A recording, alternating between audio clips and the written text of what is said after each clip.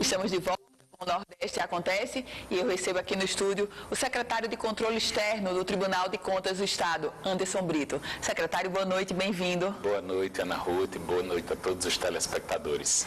Secretário, a gente começa essa nossa conversa repercutindo com o senhor a recente decisão do Supremo Tribunal Federal que coloca a situação do julgamento dos gestores sobre a Câmara Municipal e não sobre o TCE. Como foi que o senhor recebeu essa decisão? O Supremo Tribunal Federal recentemente decidiu que, para fins de aplicação da inelegibilidade prevista no artigo 1º, inciso 1, a linha G da Lei Complementar 6490, é competente para julgar os prefeitos municipais as câmaras municipais, né? A Câmara, portanto, é competente para esse julgamento. A gente tem, na verdade, que diferenciar duas espécies de contas que são prestadas pelos chefes do Poder Executivo. Nós temos as contas de governo, que essas sempre foram prestadas ao tribunal apenas para fins de emissão de parecer, e aí o tribunal, ao emitir parecer, submete essas contas de governo à Câmara Municipal, que é quem julga realmente, tradicionalmente sempre foi assim. E nós temos as contas de gestão de todos aqueles que ordenam despesas públicas. Na maioria dos municípios potiguares, os prefeitos são os ordenadores de despesa do Poder Executivo Municipal.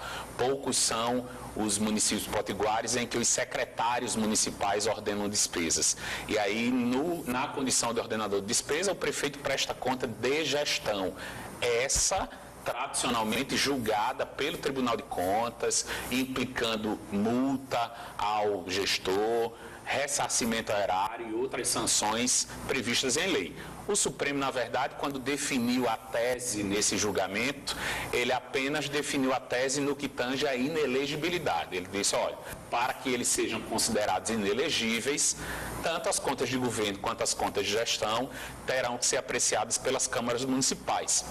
Portanto, se é apenas para fins de inelegibilidade, continuamos entendendo que as contas de gestão podem ser julgadas pelos tribunais de contas para fins de ressarcimento horário, para fins de aplicação de multa e de outras sanções. Apenas não será possível se basear nesse julgamento do tribunal para fins de inelegibilidade. O Supremo, na verdade, aí deu, a meu sentir, um golpe na lei da ficha limpa, que foi quem criou essa hipótese de inelegibilidade de que estamos falando e que é responsável por cerca de 80% do indeferimento de registro de candidaturas aqui no nosso país.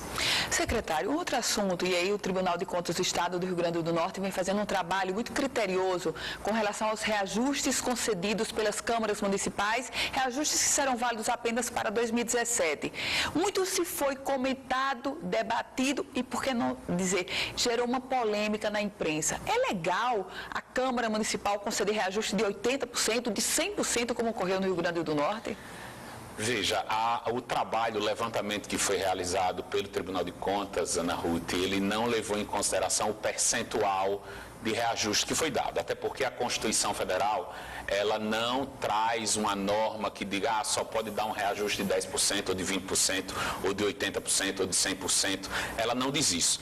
Ela fixa um limite da remuneração, do subsídio do vereador. A depender da população do município, o subsídio do vereador terá como teto determinado percentual do subsídio da remuneração do deputado estadual. Então, o que o Tribunal de Contas analisou no que tange ao valor da remuneração que foi fixada para os vereadores é se essa remuneração estava ou não ultrapassando esse teto, que varia de acordo com a população do município. Alguns municípios têm como teto 20% do subsídio de deputado, outros 30%, outros 50%, a depender da população municipal. O subsídio de deputado estadual hoje está um pouco acima de R$25 mil previsto em lei.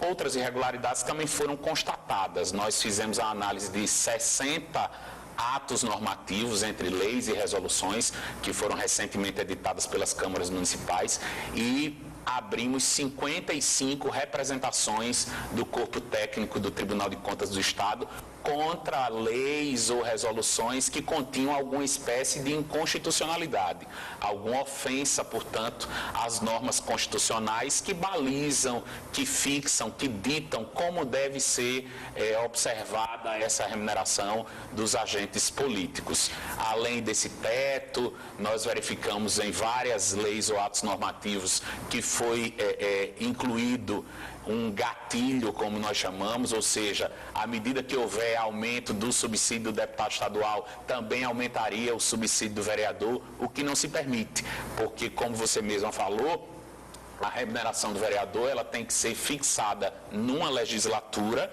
para valer na próxima. Então, eu não posso prever aumento de remuneração de vereadores, aumento de remuneração dos membros do Poder Legislativo no curso da legislatura. Sempre tem que ser para a próxima. Também havia previsão de jeton, que é o pagamento por sessões extraordinárias. Isso já é vedado na Constituição da República desde 2006. Então, várias inconstitucionalidades, além da edição de resolução, ao invés de lei em sentido estrito. Esse trabalho foi realmente muito amplo e muito criterioso, e eu quero aqui, de antemão, parabenizar o corpo técnico do Tribunal de Contas do Estado pelo trabalho realizado. Secretário, qual foi vamos chamar de erro para ser sutil, qual foi o mais grosseiro que o senhor encontrou nessa avaliação? Nós encontramos leis que fixavam a remuneração do vereador e lá na frente já previam um aumento de 200% no curso da legislatura. Nós vimos leis que já previam aumento para agora, para o mês de julho, o que não é possível, tem que ser para a próxima legislatura, tem que ser editado antes da eleição para evitar que o vereador legisle em causa própria. Então, tenho que decidir isso agora para valer para a próxima, sem saber quem serão os vereadores que comporão a próxima legislatura. Há erros bastante grosseiros, há erros que inclusive se repetem ao longo das legislaturas, mas nós sentimos com esse trabalho um resultado positivo, porque as câmaras municipais, e aqui eu tenho inclusive que render homenagens à própria FECAM, a Federação das Câmaras Municipais, as câmaras elas passaram a agir no sentido de corrigir essas inconstitucionalidades. Então nós já temos um resultado positivo desse trabalho, nós já temos aí dessas 55 representações, já temos cerca de 15 a 20 representações em que as próprias câmaras municipais corrigiram as inconstitucionalidades depois que foram notificadas e depois que o Tribunal de Contas passou a divulgar esse levantamento que tem sido realizado e que tem que ser permanente e pela primeira vez na história do Tribunal é realizado de maneira preventiva, antes, portanto, do início da próxima legislatura. E o que pode ocorrer com as câmaras municipais que permanecerem, vamos continuar chamando desse erro que eles praticaram? Nós estamos requerendo, Ana Ruth, a concessão de medidas cautelares pelo plenário do Tribunal de Contas, por uma das câmaras ou pelo plenário do Tribunal, para que os conselheiros, portanto, determinem que essas leis não possam ser aplicadas.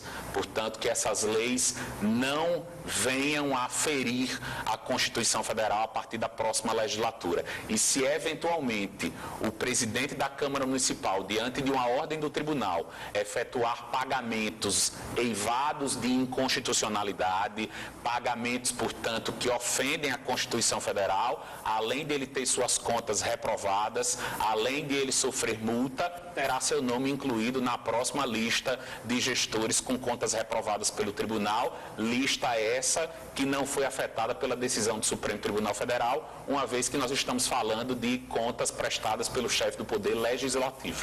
Secretário, a gente está terminando a entrevista, mas uma última pergunta. O que ocorre com esses presidentes de câmaras municipais? Isso é má-fé ou é transgredir a lei mesmo?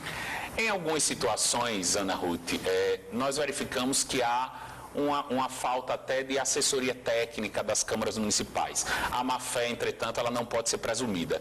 A lei não permite que nós venhamos a presumir má-fé. Então, boa-fé é que se presume. Mas há de certo modo, alguma atecnia, alguma falta de tecnicismo nas próprias câmaras municipais. Anderson Brito, muito obrigada por sua participação aqui no Nordeste Acontece. Eu que agradeço o convite e me coloco sempre à disposição, e o Tribunal de Contas à disposição da sociedade potiguar para qualquer esclarecimento. Obrigada.